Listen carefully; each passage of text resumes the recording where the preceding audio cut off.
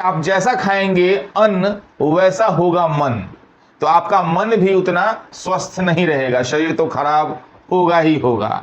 आज ये जरूर है कि साउथ इंडियन भोजन नॉर्थ इंडिया तक पहुंच गया है और north Indian dhaba south India तक पहुंच गया है। बर्गर कल्चर, पिज्जा कल्चर ज्यादा हावी हो रहा है। नमस्कार साथियों, कैसे हैं आप सभी? कैसा लग रहा है हमारा वीडियो? कमेंट करके बताया कीजिए। और अगर आप चैनल पे नए हैं तो चैनल को सब्सक्राइब कर लीजिए। आज मैं खान पान की बदलती तस्वीरों पर बात करने वाला हूं। एलपीजी के बाद हमारे देश में खान पान की तस्वीर काफी बदल गई है।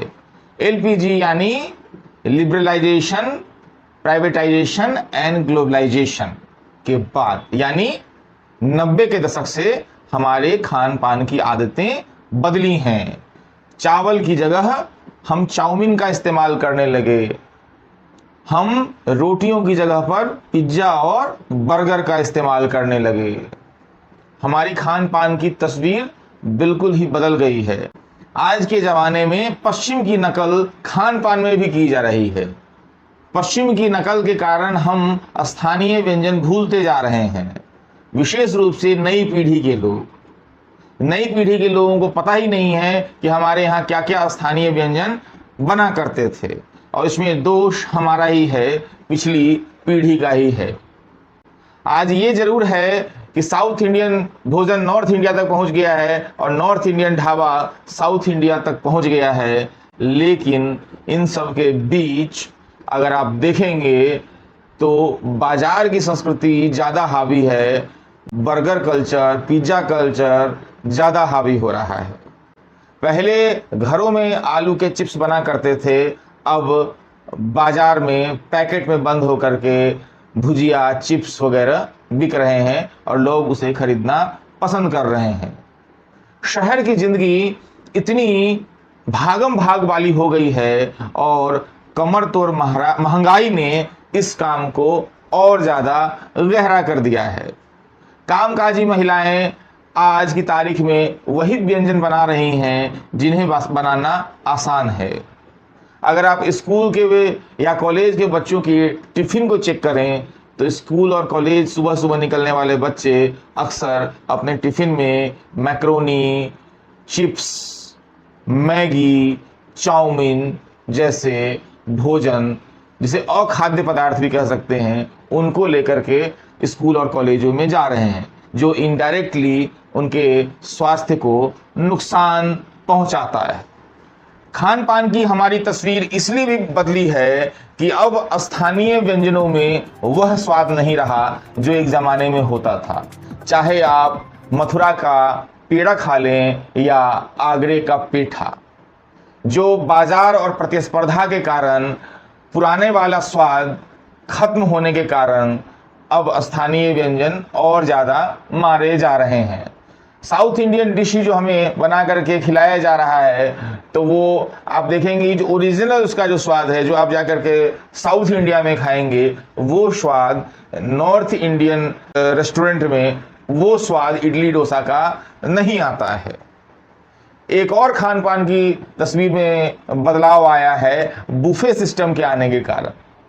बुफे सिस्टम के आने के कारण अक्सर आप शादियों में, पार्टियों में देखते होंगे कि लोग एक ही छोटे से प्लेट में तरह तरह के बहुत सारे व्यंजन ठूस ठूस के, गड्ढ-मड्ढ करके भर लेते हैं और उनको खाने का प्रयास करते हैं। और कई बार ये व्यंजन विपरीत प्रकृति के होने के कारण स्वास्थ्य के लिए नुकसानदायक भी होते हैं। अब जब आप विपरीत प्रकृति के भोजन करेंगे तो आपके शरीर पर भी उसी तरह के विकार भी पैदा होने लगेंगे। जैसा कि कहा गया है कि आप जैसा खाएंगे अन्न वैसा होगा मन। तो आपका मन भी उतना स्वस्थ नहीं रहेगा, शरीर तो खराब होगा ही होगा। दरअसल भोजन जो हम करते हैं या जो ड्रिंक हम पीते हैं वह पेट्रोल के समान होता है। अब गाड़ी में आप जैसा पेट्रोल डालेंगे गाड़ी वैसी ही चलेगी, उतनी दूर तक ही चलेगी। तो अगर आप चाहते हैं कि आपका शरीर रूपी गाड़ी लंबे सफर तक आपका साथ दे, तो आपको अपनी गाड़ी में अच्छी क्वालिटी का पेट्रोल भी डालना पड़ेगा। यह बात ठीक है कि आधुनिकता के दबाव, महानगरीय संस्कृति के दबाव ने फास्ट फूड भोजन, जिसको तुरंता भोजन भी कहते हैं, उसको बढ़ावा दिया है। लेकिन इस समय के साथ हमें बार बार यह जांचने की आवश्यकता है कि हम क्या खा रहे हैं और कैसे खा रहे हैं और क्यों खा रहे हैं। ये सरसों का साग और मक्के की रोटी अब बस सुनने को ही मिलता है। कई ढाबों में आप चले जाएं तो वो मिलता नहीं है, और इस तरह के कई स्थानीय फूड हैं जो गायब हो रहे हैं, और नई पीढ़ी के लोग उससे जुड़ाव भी महसूस नहीं कर रहे हैं। जैसे बिहार का ही अगर फास्ट फूड लें तो चने का सत्तू वहाँ बहुत प्रसिद्ध है।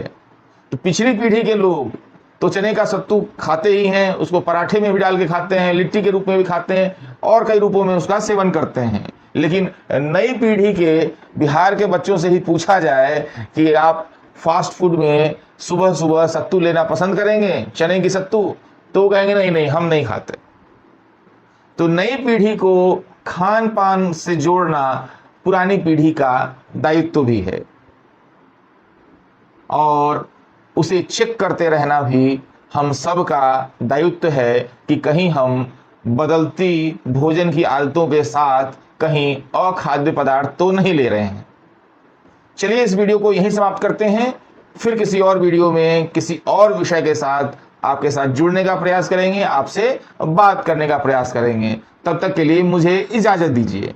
और अगर आपको यह वीडियो पसंद आया है तो इस वीडियो को लाइक करिए, चैनल को सब्सक्राइब कीजिए, और वीडियो को अपने सगे संबंधियों और साथियों के साथ साझा कीजिए। और तब तक के लिए डॉक्टर पवन कुमार ईश्वर का नमस्कार स्वीकार कीजिए। जय हिंद, जय भारत। फिर मिलेंगे चलते चलते। धन्यवाद।